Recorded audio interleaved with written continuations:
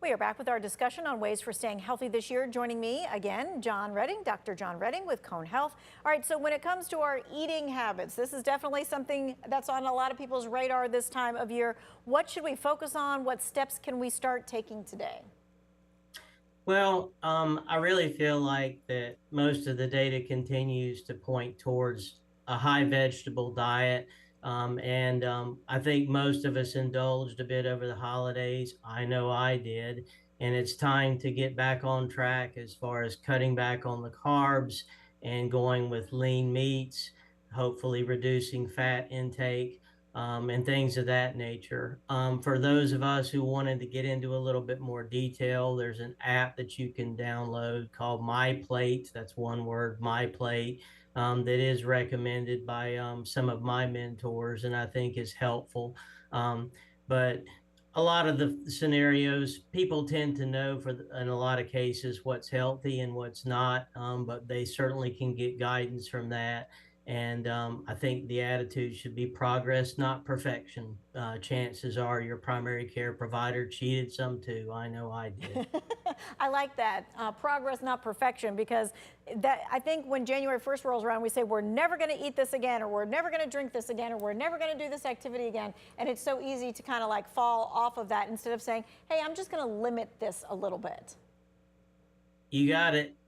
All right, so let's talk about exercise. That's another one that a lot of people this time of year say, I'm either going to start or I'm going to stop or I'm going to do more of.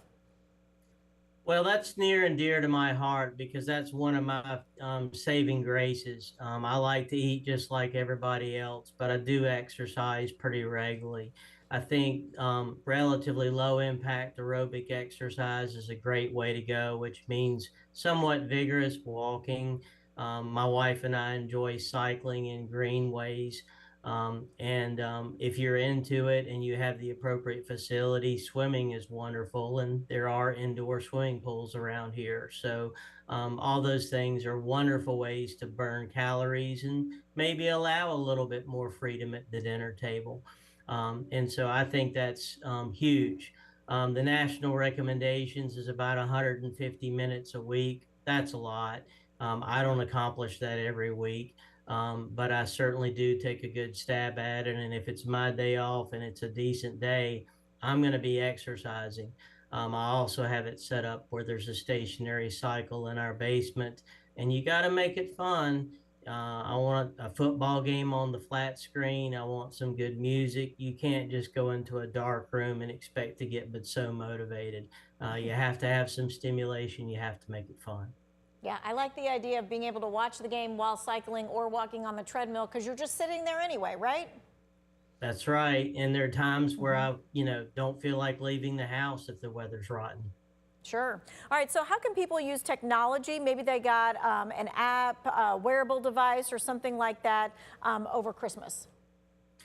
There are a few technology things that I have in mind, but I'm not going to pretend to be a whiz at that. One of the things that I use a lot is the pedometer on my cell phone when I'm out there walking hard, and you feel like that you've done a reasonable job in distance. Well, let's check that pedometer and see how you really have done. Have you gone 2 miles or 4 miles? Keep yourself honest in that regard. We already mentioned the app regarding food and whatnot. And I'm sure there are other things out there. And I suggest people ask their friends and their own primary care providers because there's probably a few tricks out there on the computer that I don't know about. Sure. All right. Well, we have about a minute left. Any final thoughts or things that should be on our health checklist that maybe we haven't talked about?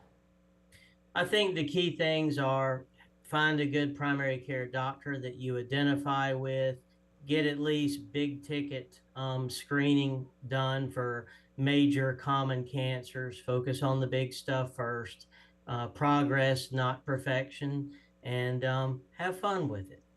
Have fun with it. If only we can. That's a good attitude to have. All right. Thanks, Dr. Redding. We appreciate this. If you missed any of this, maybe you need to send it to a family member or a friend. It's going to be in the To Your Well-Being section of our website.